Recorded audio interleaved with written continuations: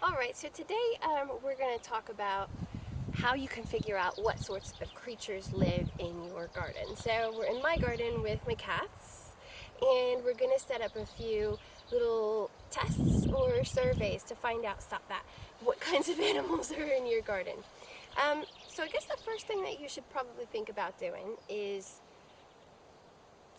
making a prediction. So trying to figure out what sorts of animals you think are going to be in your woodland or your garden, and what sorts of creatures you'd like to find, because that's going to determine what sorts of things you want to pick out of your kitchen or out of your house to use for your tests.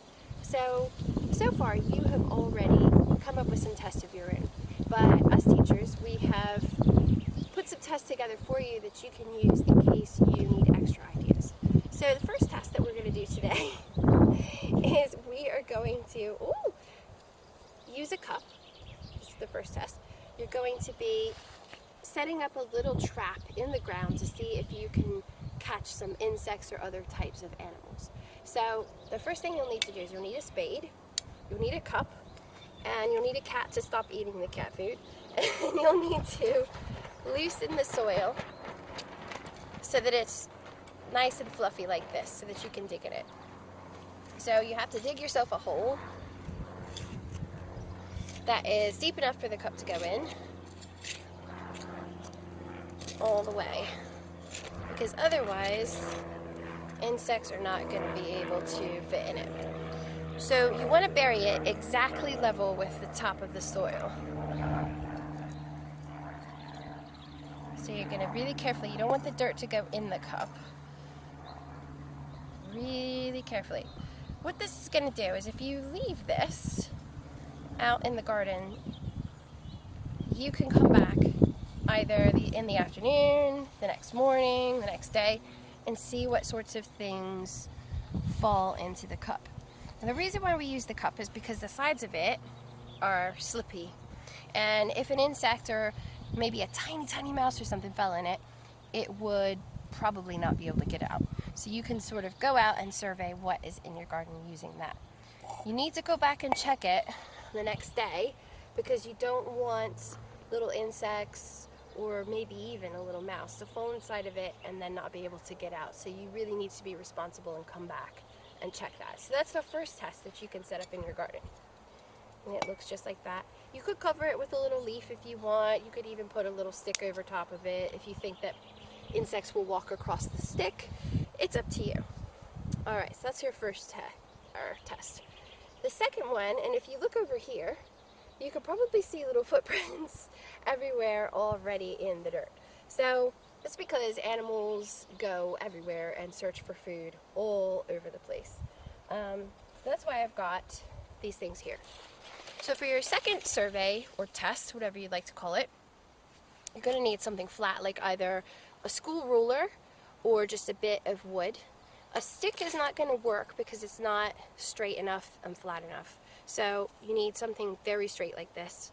And you need to find a patch of earth that is soft, not muddy, and doesn't have any grass on it. Because if you find something where there's grass, you're not going to be able to see the footprints like you have here. That's a human footprint there. I don't know if you can see it. And then there's a little cat footprints there. Right, so you're going to go out and you're going to find a place like this. You don't have to be in an open space like where I am right now. You could be under a hedgerow, because that'd probably be a really good idea, is to see what kind of wildlife lives under the hedgerow. And you're going to get ready by getting your stick, getting your trowel, and if the ground is not soft, you're going to have to dig the ground up until it's really soft.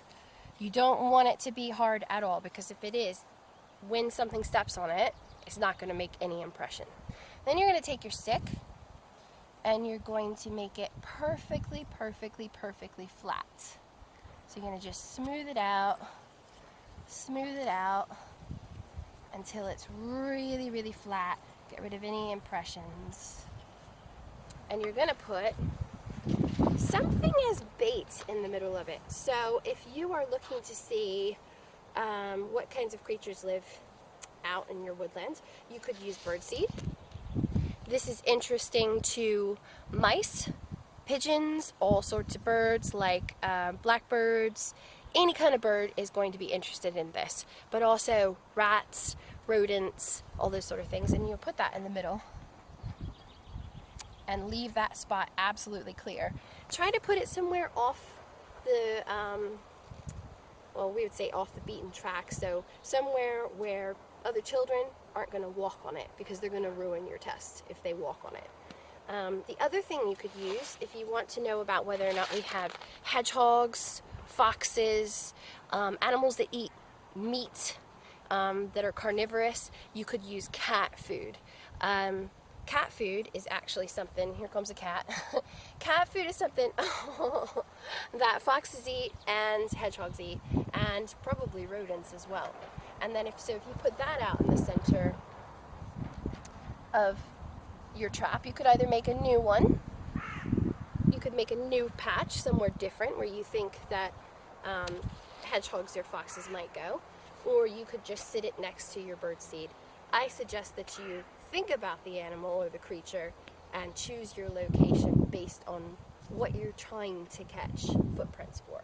So you'll put your cat food out just a little bit, and you just wait until, I would suggest the next day for the cat food test and the birdseed test, because most of your hedgehogs, your foxes, are also nocturnal animals, so they get up at night and go around at night. Alright, so your last test that the teachers, us teachers, are suggesting for you is a test using fruit. Lots and lots of animals eat fruit as well.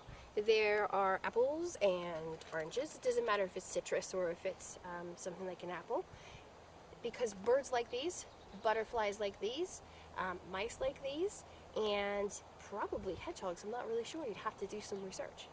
But what you could do with these is you could think about your animal and you can decide where you're going to place these, because if you place them in the ground, say in a cup or something, you're probably going to attract insects. If you just left it on the ground, birds might land on it and peck on it. So the next day when you come back, you're going to need to examine the piece of fruit to see if you can see little beak marks or little nibble marks or little bite marks. It's gonna vary depending on what animal decided to eat the fruit. If you're trying to go after birds, you might benefit from trying to create your test a little bit higher up, maybe to protect the birds from being attacked by cats. So you might want to create something like where you use a stick and you stick it into the ground, and then you place your fruit on your stick, which is hard to do. Just be very careful when you do this not to hurt your hand. And you could leave that like that, possibly hoping that some birds might come and peck on it and eat on it. You're going to need to make sure it's really stable in the ground though, because this could knock over. Birds aren't going to be interested in something that feels like it's going to fall down. Yeah, so there's that. Or if you're thinking that you want to serve, yeah. Or the last thing you could do is you could possibly take this fruit, and if you're more interested in mice and small animals and insects, you could put it in the ground, because they're probably going to be more interested in getting to it when it's on the ground. If you dig a hole and put the fruit in it, you're probably not going to get birds coming up to it, because they're going to be a little bit afraid. But in the past, when I've put fruit out in my garden, birds come and they peck at it, and that's how they eat it. So that's how you can tell that birds are living in your area, because they are interested in pecking on it. Well, as you can see, every cat is coming up to eat the cat food. So it is a really good test of carnivores that are in your wood or in your area, that kind of creature that wants to eat that sort of thing. So hopefully tomorrow or the next day when you have your geography class, you're going to be able to go out and find some really good footprints that are going to give you an idea about what kinds of creatures live in the Edgewood Wood. Alright kids, have fun, and yeah.